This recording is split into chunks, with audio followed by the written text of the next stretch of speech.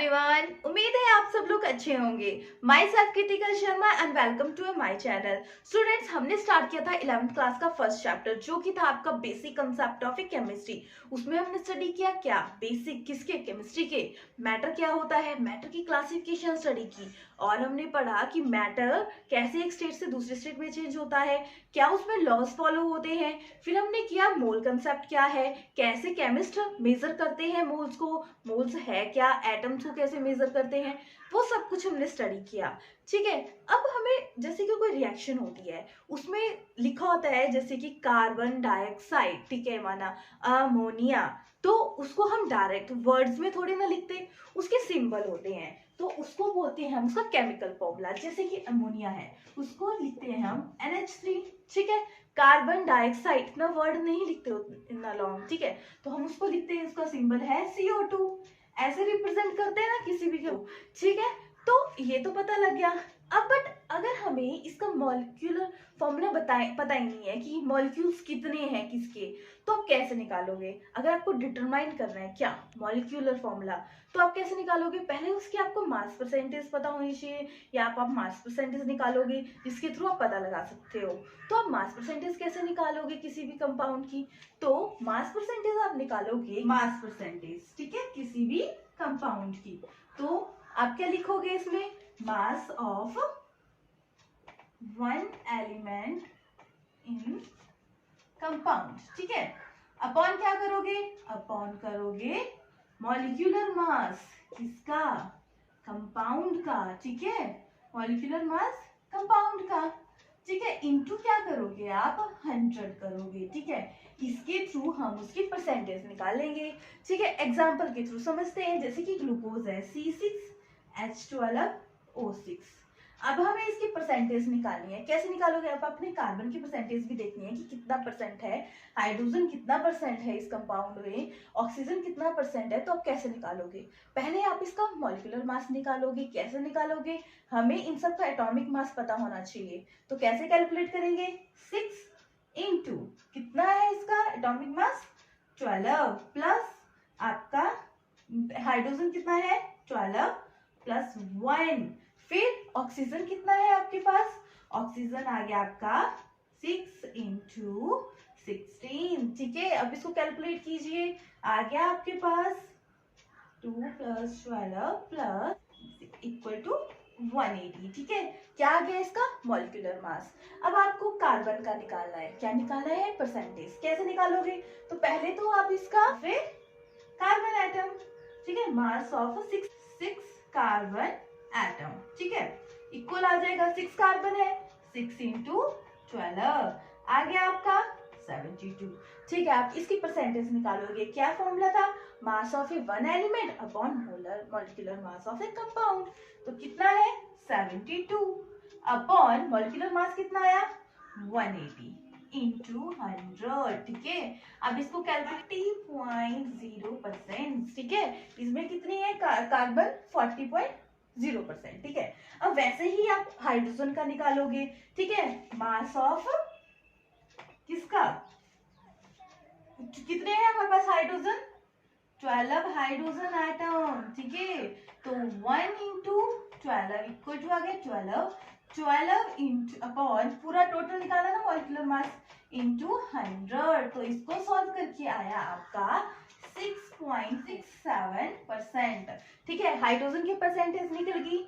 अब नेक्स्ट आता है आपका, कौन सा है आपका ऑक्सीजन। कैसे निकालोगे, मास ऑफ ऑक्सीजन कितने हैं 6 ऑक्सीजन एटम, ठीक है। क्या आ जाएगा 6 इंटू 16, तो आप फॉर्मूले में फिट करोगे वैल्यू 96 अपॉन 80 इंटू 100, तो आपकी परसेंटेज आई 53.33%, ठीक है। तो ग्लूकोज में कितना है, कार्बन कितना परसेंट है 40.0%, ठीक है।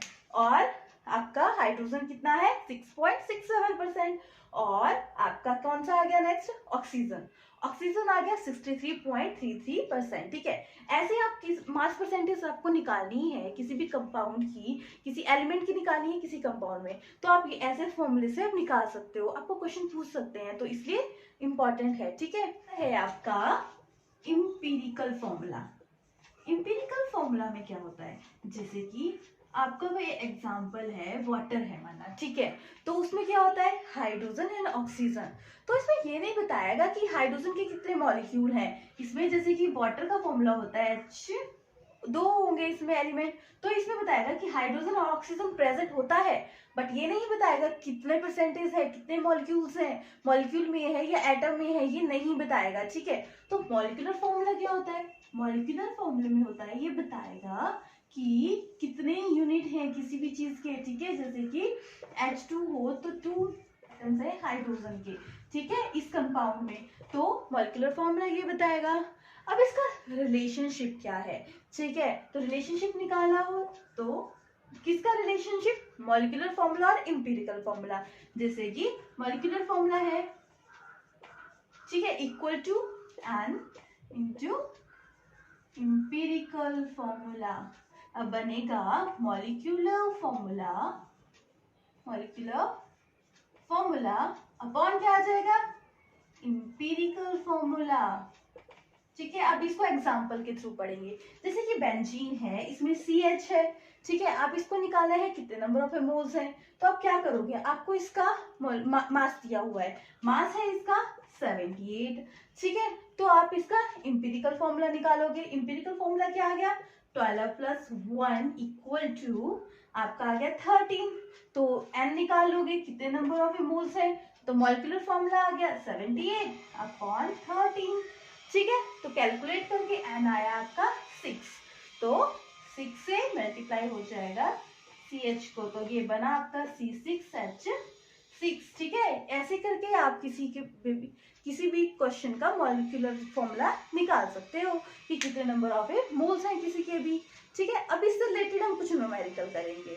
इस क्वेश्चन में क्या पूछा गया है, इस क्वेश्चन में पूछा गया है एक ऑर्गेनिक कंपाउंड है, ठीक है, and analysis give the following percentage, इसकी परसेंटेज दी हुई है किसी कंपाउंड की, क्या क्या है, कंपोजिशन क्या है, कार्बन 57.8% एंड हाइड्रोजन की कितनी है 3.6%, और क्या दिया है, ऑक्सीजन, 3 एलिमेंट है, ठीक है। अब पूछा क्या है देखते हैं, the vapour density of A compound, कितनी है वेपर डेंसिटी 83, अब निकालना क्या है, वेपर डेंसिटी दी है, परसेंटेज दी है, फिर एक की परसेंटेज ने दी है, तो हमने पहले परसेंटेज निकाली है, और क्या बोला इसमें निकालने का, molecular formula of A compound, आपको पता है मॉलिक्यूलर फॉर्मूला क्या होता है, उसमें बताया होता है कितने मॉलिक्यूल्स हैं किसी भी एलिमेंट के, ठीक है, तो कैसे निकालोगे, तो फर्स्ट हम ये चार्ट बनाएंगे, इसमें देखेंगे कि पहले फर्स्ट हम क्या लिखेंगे कि एलिमेंट कौन कौन से हैं, पहले कौन सा एलिमेंट है आपका कार्बन, दूसरा कौन सा है हाइड्रोजन, थर्ड कौन सा है ऑक्सीजन, ठीक है। अब देखिए कार्बन की परसेंटेज कितनी दी हुई है, ऑलरेडी दी है हमारे पास, कितनी है 57.8%, और हाइड्रोजन की कितनी दी है 3.6%, ठीक है। अब 2 की दी है, जब 2 चीजें दी हो, एक चीज निकालनी हो तो हम निकाल सकते हैं, 100% है ना, कोई कंपाउंड है ये, तो उसमें से कैसे निकालेंगे, 100 माइनस कर देंगे क्या 57.8 प्लस 3.6, ठीक है, इससे हमारे से क्या निकल जाएगा, परसेंटेज निकल जाएगी किसकी, ऑक्सीजन की 8.6, ठीक है।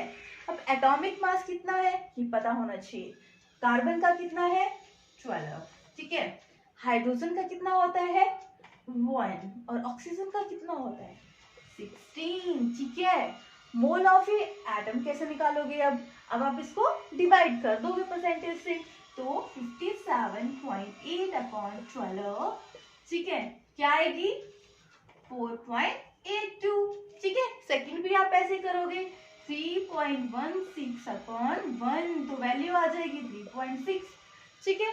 अब क्या है नेक्स्ट 38.6/16, तो कितनी वैल्यू आएगी आपकी इसकी 2.41, ठीक है, ये तो निकल गया मोल ऑफ एटम।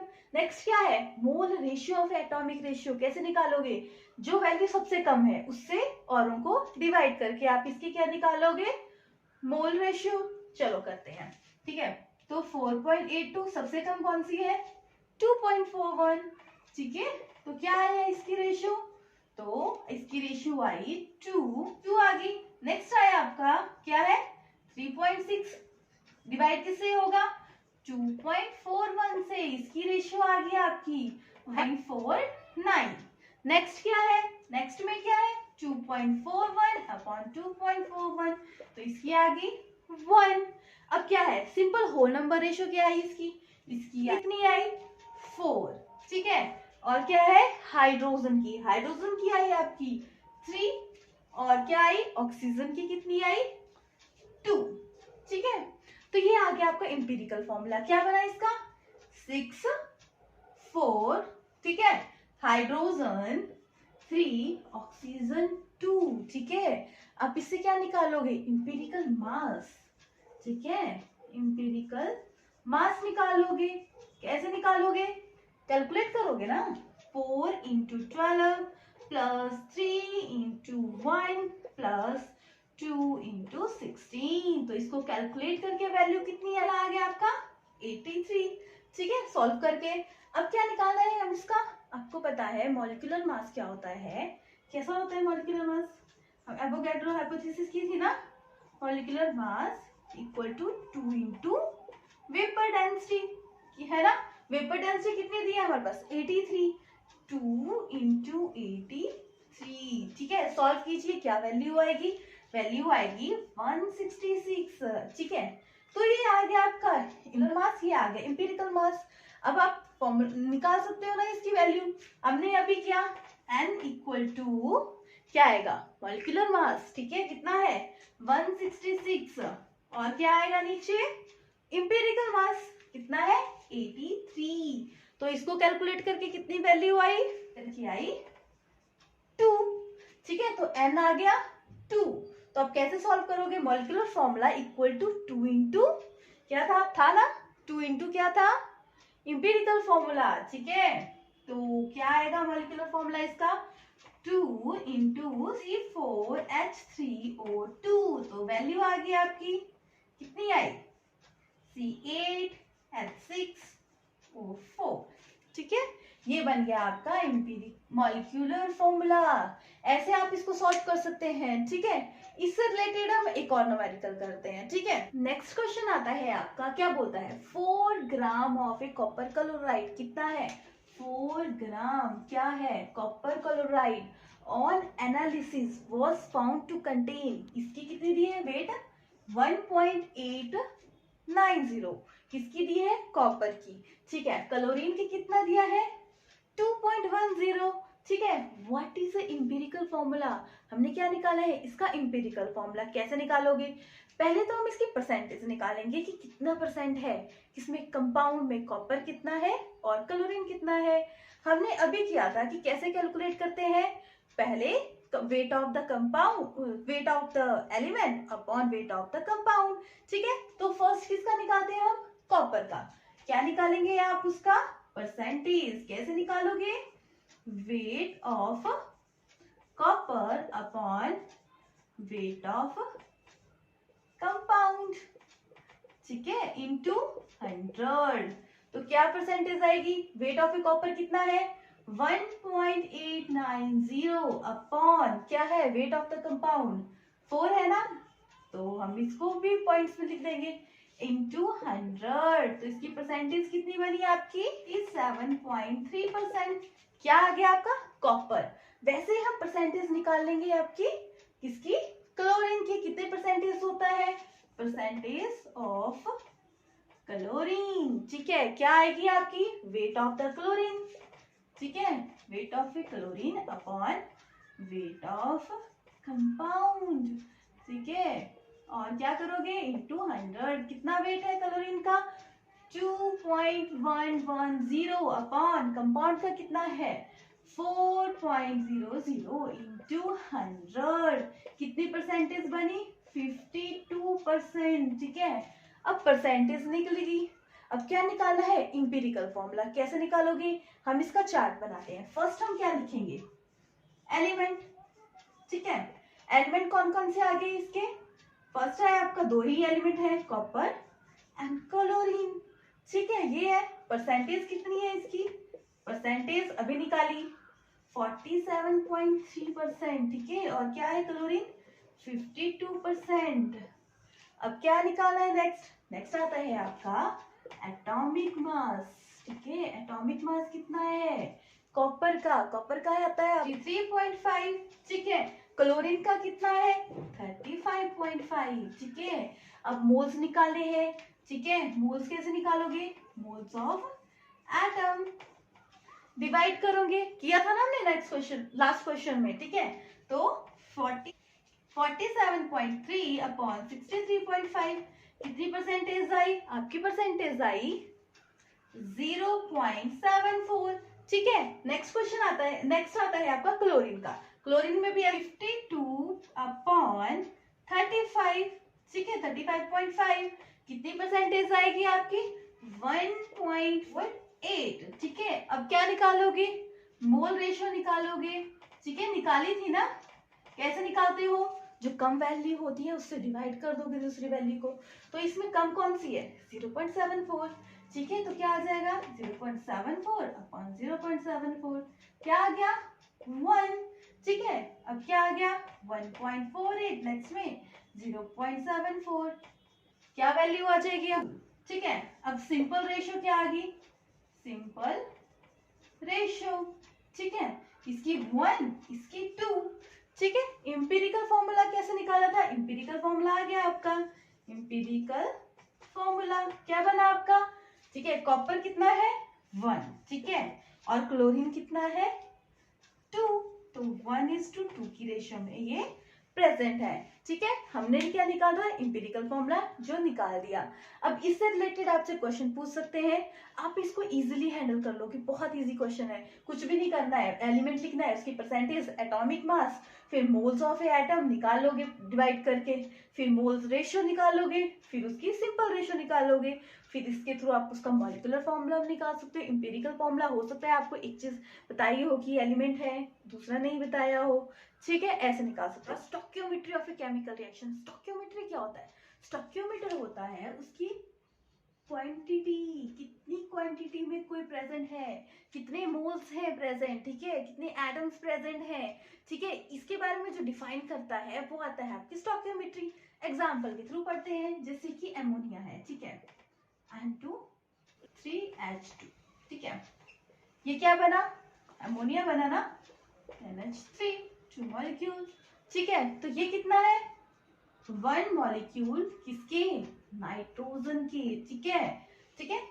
और क्या है ये 3 मॉलिक्यूल, किसके, हाइड्रोजन की, क्या बनाते हैं 2 मॉलिक्यूल एमोनिया, ठीक है, एमोनिया बनाते हैं। तो स्टोइकियोमेट्री होती है, वो डिफाइन करती है कितनी क्वांटिटी में कोई चीज है, ठीक है। क्वांटिटी से रिलेटेड जो भी बात होगी वो होगी स्टोइकियोमेट्री में आएगी, ठीक है। कितनी कितने मोल्स हैं, कितने एटम्स हैं, मॉलिक्यूल्स हैं या एटम्स हैं, वो सारे डिफाइन करते हैं आपकी स्टोइकियोमेट्री में। बहुत इंपॉर्टेंट है, अगर आपको पता ही नहीं होगा कितनी क्वांटिटी में चीज है तो कैसे आगे प्रोसेस करोगे। पहले तो कोई भी रिएक्शन स्टार्ट करनी होती है तो आप क्वांटिटी लेते हो ना, कितने ग्राम है, इतना वेट है, इतनी क्वालिटी है, इतनी क्वांटिटी है, सब कुछ डिफाइन करते हो, देखते हो, ठीक है। तो पहले ये पता होना है आपका केमिकल इक्वेशन क्या होती है। हमने केमिकल्स के बारे में पढ़ा, तो इक्वेशन क्या बना है, क्या है ये इक्वेशन, ठीक है। केमिकल इक्वेशन होती है जैसे कि आप कोई प्रोडक्ट बनाते हो, ठीक है, बनाते हो ना, तो क्या करते हो आप, कोई प्रोडक्ट बना रहे हो, ठीक है, रिएक्टेंट से क्या बना, प्रोडक्ट, ठीक है। आप कोई रिएक्शन कर रहे हो तो उसको आप जैसे कि कोई आप बना रहे हो नाइट्रोजन प्लस हाइड्रोजन, फिर बना अमोनियम बना, ठीक है, ऐसे थोड़े ना लिखते हो, उसके सिंबल्स होते हैं, ठीक है। तो उसी को बोलते हैं हम केमिकल इक्वेशन, ठीक है। जैसे डेवलपमेंट हुई तो जैसे कि अब हर जगह आप उसकी रिएक्शन पूरा नाम तो नहीं लिख सकते, इसलिए इक्वेशन कुछ सिंबल्स बने जिससे इजी हो गया। तो इसमें इन्होंने कोई प्रोडक्ट बनाया, उसका रिएक्टेंट जो जिससे बना वो चीज वो इस साइड लिखा, और दूसरी साइड क्या था, राइट हैंड साइड आपने उसका प्रोडक्ट लिखा, ठीक है। एसेंशियल क्या है केमिकल इक्वेशन में, उसमें कि आप उसके सिंबल्स पता होने चाहिए, सिंबल्स लिखोगे, रिएक्टेंट टू प्रोडक्ट बना, एरो से शो हो गया कि इधर से ये चीज इधर बनी, फिर इसके मॉलिक्यूल्स कितने हैं वो भी पता लग गया। अब कुछ इसकी क्वांटिटी कितनी है, क्वालिटी पर कितनी है, वो आपको इसकी केमिकल इक्वेशन से पता लग गया, पर इसकी कुछ लिमिटेशन आ गई, ठीक है। तो इस इक्वेशन केमिकल इक्वेशन को चेंज करने के बजाय उसमें मॉडिफिकेशन की गई। जैसे एग्जांपल लेते हैं हम, जिंक है प्लस HCl, ठीक है, इससे क्या बना, जिंक क्लोराइड प्लस H2 बना, ठीक है। इसमें क्या हुआ, जैसे कि जिंक से अब इसमें पता नहीं लगा कि अब ये है क्या, किस स्टेट में है। अब कुछ कुछ चीजें क्या होती हैं 2 या 3 स्टेट में होती हैं, बट इसमें डिफाइन ही नहीं किया था, तो मॉडिफिकेशन की गई। उसमें क्या लिखा गया कि इसमें लिखा जाएगा कि ये किस स्टेट में है, मॉलिक्यूल्स कितने हैं इसके। तो जिंक इसमें आता आ गया आपका सॉलिड, फिर HCl कैसा है, एक्वस में, और क्या बना हमारा सॉलिड एंड गैस, ठीक है। ऐसे करके इसको पता लग गया कि ये किस स्टेट में है। फिर क्वेश्चन अराइज हुआ कि बैलेंस है या नहीं। बैलेंस की बात तो पहले की गई थी, पर कौन कौन सी थ्योरी बात इस पे, हिट एंड ट्रायल थ्योरी बहुत इंपॉर्टेंट चलती है इसमें, उसके मुताबिक हम बैलेंस करते हैं किसी चीज को, ठीक है। बैलेंस की प्रॉब्लम भी सॉल्व होगी। अब इस क्वेश्चन में देखो, क्या ये बैलेंस है, नहीं, कैसे बैलेंस करोगे, यहाँ क्लोरीन 2 है, यहाँ 1 है, वहां हाइड्रोजन 2 है, यहाँ 1 है, तो बस हम 2 लगा देंगे इधर, ठीक है, 2HCl, बैलेंस बन गया। अब ये भी समझ आ गया कि बैलेंस भी होगी, हमें इसकी स्टेट भी पता लग गई। अब क्वेश्चन अराइज हुआ कि टेम्परेचर क्या चाहिए इसके लिए, प्रेशर क्या चाहिए, क्या ये बहुत हाई क्वालिटी में है, क्वांटिटी इसकी हाई है, या किसी और के साथ मिक्स करके है, तो वो प्रॉब्लम भी। इसकी क्वांटिटी कैसी है वो देखा गया, डाइल्यूट मतलब कम, मतलब ज्यादा कंसंट्रेटेड नहीं होगा, ज्यादा क्वांटिटी में नहीं होगा, उसके साथ थोड़ा ज्यादा हमारे लिए हार्मफुल नहीं होगा, ठीक है। तो डाइल्यूट लिखा गया या कंसंट्रेटेड लिखा गया। इस क्वेश्चन में क्या है, डाइल्यूट हम यूज करेंगे, क्या, डाइल्यूट हाइड्रोजन क्लोराइड, ठीक है। अब ये तो पता लग गया कि ये हो गया। अब किस टेम्परेचर और किस प्रेशर में किया गया, तो इसके ऊपर विचार किया गया। तो साइंटिस्ट ने बोला कि जब इसके बात की गई तो हम इस एरो के ऊपर क्या लिखा जाएगा, इसका एटमॉस्फेरिक प्रेशर एंड उसका टेम्परेचर लिखा जाएगा। अमोनिया है N2 प्लस H2,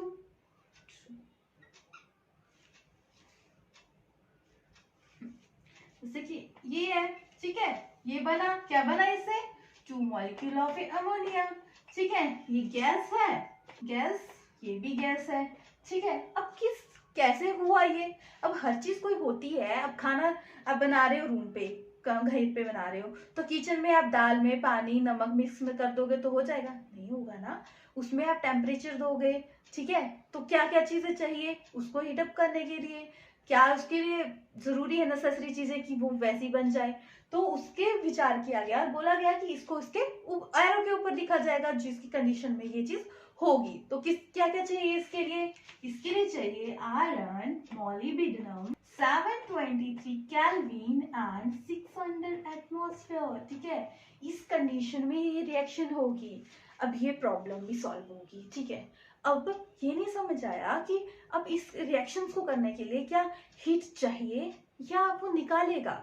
एक्सोथर्मिक है, एंडोथर्मिक है, पढ़ा ना हमने। एक्सोथर्मिक क्या होता है, जो हीट देते हैं वो हो गए एक्सो, मतलब एक्सपेल कर दिया, ठीक है। एंडोथर्मिक हो गए जो हीट लेते हैं, तो कौन से हुए, ठीक है। अब इसमें विचार किया गया तो कैसे लिखा गया है इसको, का एग्जाम्पल है कार्बन प्लस ऑक्सीजन, ठीक है, क्या बना, कार्बन डाइऑक्साइड, ठीक है। अब इस रिएक्शन को करने में क्या होगा, वो हीट देगा, बहुत एक्साइटेशन होगी इसमें, तो जो हीट देता है उसकी एनर्जी को लिखा गया प्लस में, ठीक है। तो प्लस में क्या, इसकी वैल्यू कितनी आएगी, 394 किलो जूल, ठीक है। तो ये कैसे रिएक्शन हुआ, एक्सोथर्मिक, ठीक है। अगर प्लस का साइन ही दिया होगा किसी रिएक्शन में तो बताया जाएगा कि एक्सोथर्मिक है, एंडोथर्मिक है या बोथ है, तो आप साथ में प्लस मतलब उसकी एनर्जी निकली, तो वो हुआ एक्सोथर्मिक, ठीक है। अब नेक्स्ट रिएक्शन करते हैं जिसमें एंडोथर्मिक मतलब हीट ले लेगा, तो वो किस टाइप के होंगे, उसको कैसे लिखेंगे हम, ठीक है।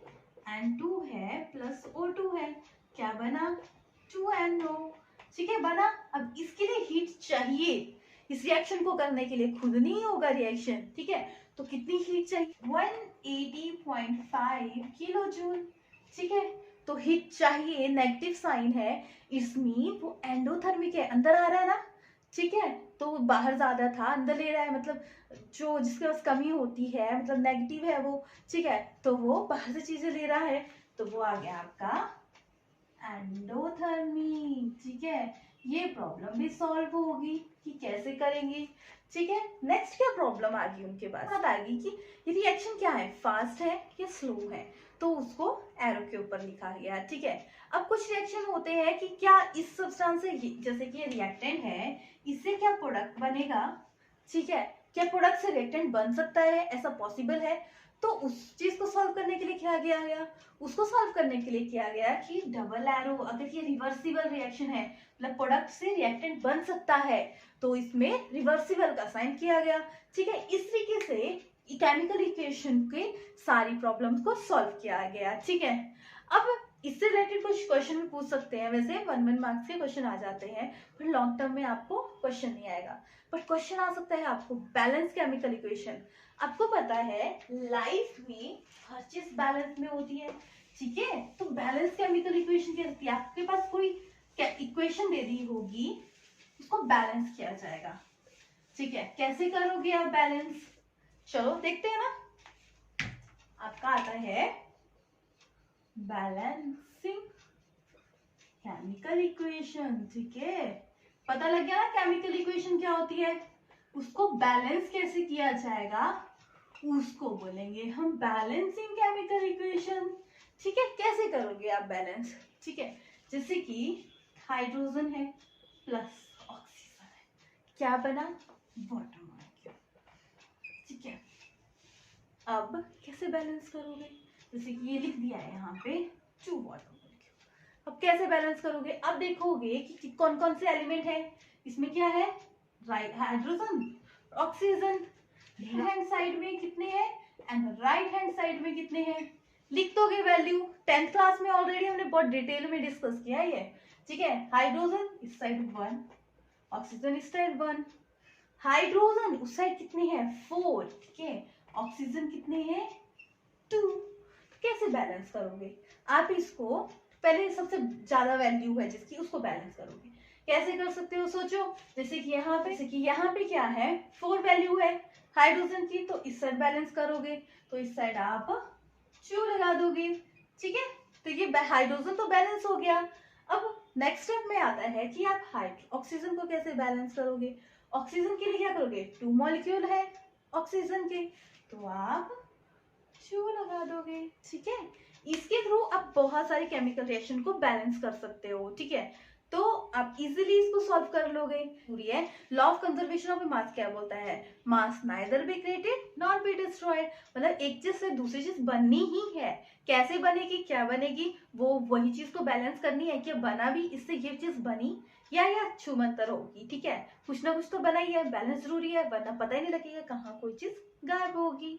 ठीक है, ये तो आ गया आपका बैलेंस केमिकल इक्वेशन। आपको कोई भी रिएक्शन दी जाएगी और बोला जाएगा इसको बैलेंस किया जाए, तो आप एक फॉलो करना, मेथड फॉलो करना कि जो पहले इसको लिखना राइट हैंड साइड में कितने हैं, लेफ्ट हैंड साइड में कितने हैं, फिर उसकी वैल्यूज देखनी कि किसमें कितनी है, फिर जब सबसे बड़ी वैल्यू होगी उसको पहले सॉल्व करोगे। फिर क्वेश्चन आया कि स्टोइकियोमेट्री के बेस पे कौन कौन सी प्रॉब्लम आ सकती है, जैसे कि मास मास का क्या रिलेशन है, मास वॉल्यूम का रिलेशन क्या है, मोल्स कितने हैं। ठीक है, अब और क्या प्रॉब्लम आ सकता है, स्टोइकियोमेट्रिक क्वांटिटी के बेस पे है, तो क्वांटिटी में आ गया ना वॉल्यूम और मास का क्या रिलेशन है, तो उसको सॉल्व किया गया बैलेंस केमिकल इक्वेशन के मेथड से। हमने पूरा डिटेल में किया ना कि बैलेंस कैसे करते हो, कैसे अपने केमिकल इक्वेशन से रिलेटेड जो प्रॉब्लम है एक इक्वेशन में आपको सब कुछ डिफाइन करते दिया। ठीक है, कि इसमें क्या एटमॉस्फेयर चाहिए, क्या टेम्परेचर चाहिए, एंडोथर्मिक है एक्सोथर्मिक है, सारा आपको शॉर्ट फॉर्म में एक्सप्लेन कर दिया। ठीक है, तो इसके थ्रू आपकी जो बैलेंस केमिकल इक्वेशन के थ्रू आपको वो प्रॉब्लम सॉल्व होगी जो स्टोइकियोमेट्री की प्रॉब्लम थी।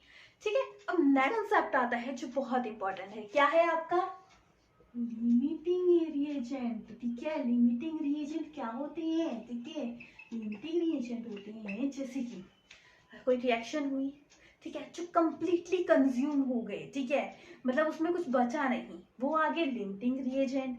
ठीक है, और दूसरे रिएजेंट कैसे आ गए, एक आ गया एक्सेस। ठीक है, एक्सेस रिएजेंट जो क्या हुए, एक्सेस मतलब नाम से समझा रहा है, एक्सेस में कोई चीज, ठीक है, जो बच जाता है, जैसे कि रिएक्टेंट टू प्रोडक्ट बना तो क्वांटिटी प्रोडक्ट की कुछ क्वांटिटी से कम होगी, मतलब ज्यादा होगा रिएक्टेंट तो एक्सेस में होगा, पर प्रोडक्ट के लिए जितना चाहिए उतना चाहिए। अब माना घर में खाना बना रहे हो, नमक का आपके घर में एक्स्ट्रा है, ठीक है, तो आप जरूरी आप सारा नमक थोड़ा ना डालोगे, जितनी उसमें चाहिए जरूरत उतना ही डालोगे ना।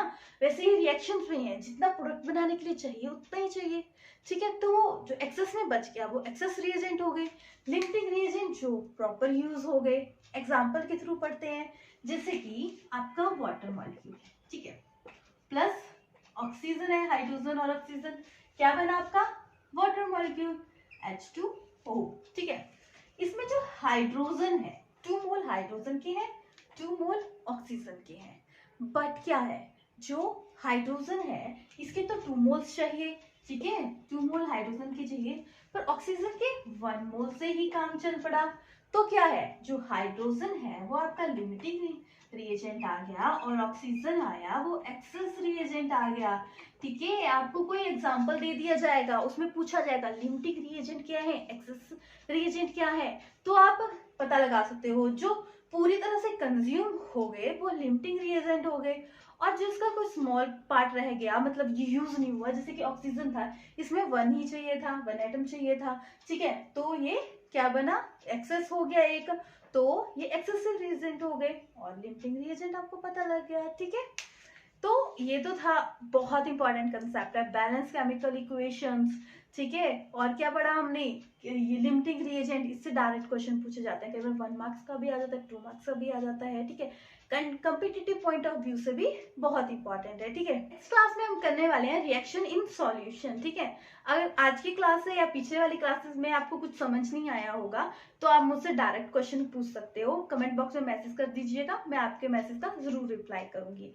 And please like, share and subscribe my channel. Thank you, students.